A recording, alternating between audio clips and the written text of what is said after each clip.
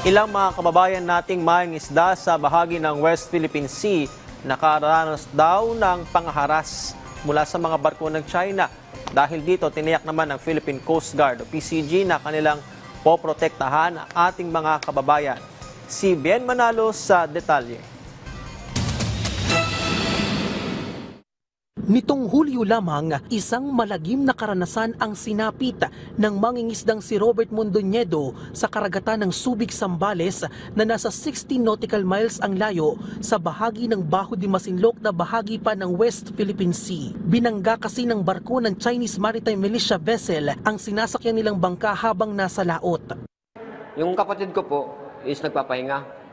Hindi ko po so katakalain na mayroon pa lang paparating na barko. Malapit na, sir. Kaya hindi na po na kami nakaiwas o nataranta na po siguro kami. Tapos yung kapatid ko po, sir, is tumakbo sa puwitan ng bangka. Pagtingin ko, andiyan pa. Pangalawang lingon ko is wala na.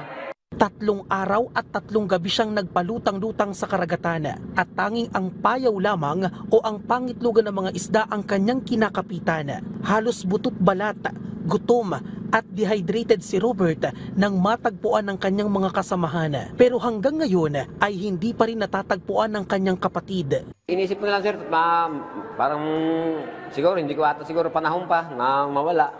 Isip ko na lang na mabuhay, alang-alang sa pamilya namin.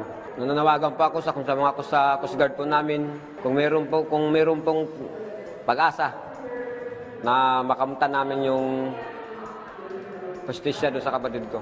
Tulad ni Robert, nakaranas din ng pangharas mula sa China si Saldi Soler nang bombahin ng tubig ng barko ng China Coast Guard ang kanilang bangka sa bahagi ng Bajo de Masinloc sa Zambales noong 2021. Ito ang unang beses na naranasan niya ang naturang insidente sa mahigit 3 dekada niyang pangingisda sa lugar. At sa lakas ng pagbangga, tumilapon pa sa dagat ang tangke na kanilang ginagamit sa pagluluto. Tinatabi po kami ng China Coast Guard kasi ang narinig ko lang po doon sa kanila, no fishing. Wala po na kami nagawa, kundi umalis po kami.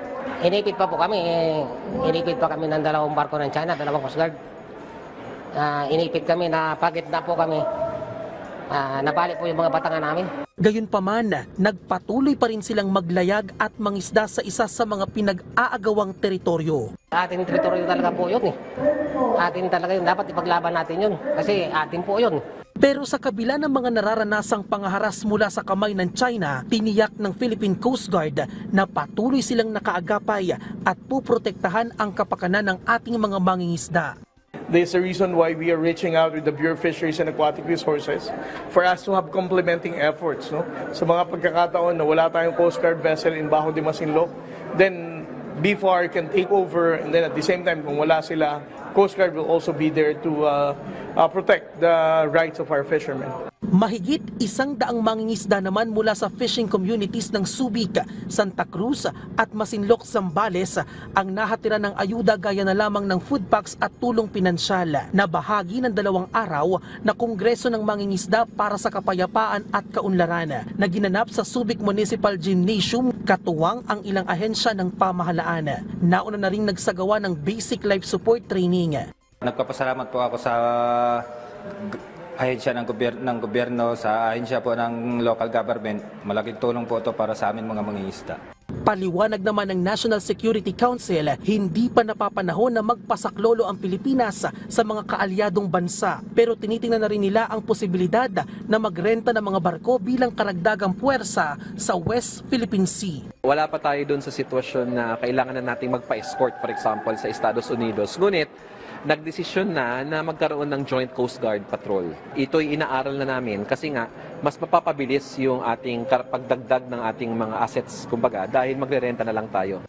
Bien Manalo para sa Pambansang TV sa Bagong Pilipinas.